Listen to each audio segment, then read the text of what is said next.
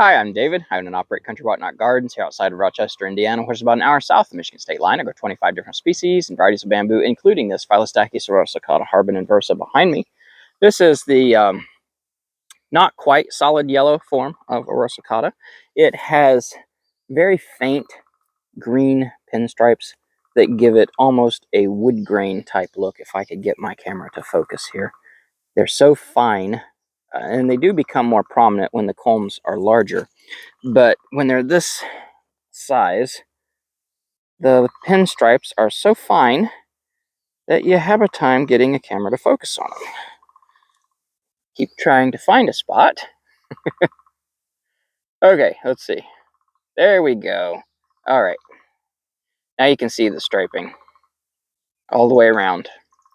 It's a pretty nice pattern, but as with all patterned varieties of bamboo, they do tend to fade out in the sunlight as the season progresses, and then they become more so solid lemon yellow, except for on the shady side of the grove here. The pattern does last a lot longer on the shady side. Right here, you can see another trait of the family.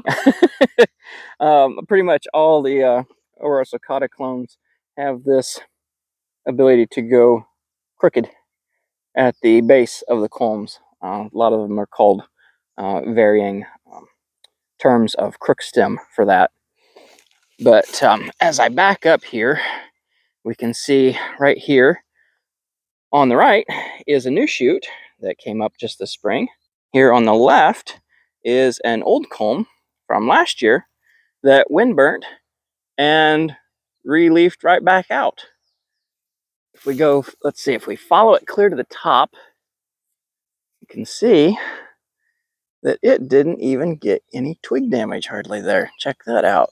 It went clear to the top.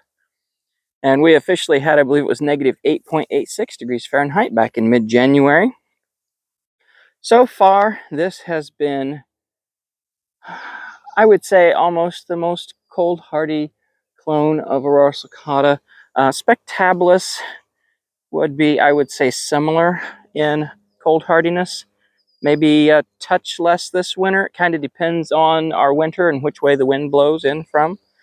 But these are, I would say, Spectabilis and Harbin-Inversa here are both more cold hardy than the species, in my experience. And I have the species, just the regular old common old yellow groove aureosulcata, up there in a really sheltered spot too, with evergreen trees. And there are evergreen trees here too, but they're more sparse. These are old dead deciduous volunteer trees that came up last year that were cut out of the windbreak. But aureosulcata is a lot more sheltered than this, and it top kills nearly every winter here, actually. And it's said to be one of the most cold hardy species in the genus, but I have not found that to be true.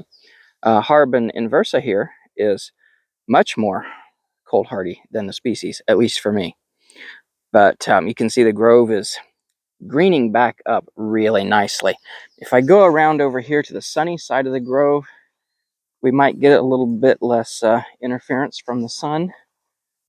And so I'm not aiming my camera into the sun. As you can see, it's really starting to green up here and leaf out and fill in for the season and everything.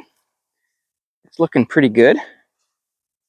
And you can see if I back up, you can see it did gain height again this year a little bit. See that new shoot up there and that one there are both over the previous season's growth up in there. But that has been a look here, another check-in with Phyllostachys aureosulcata Harbin-Inversa. If you liked the video, please give me a like, subscribe, and share. I really appreciate it. Until next time, thank you for stopping by and take care. Bye.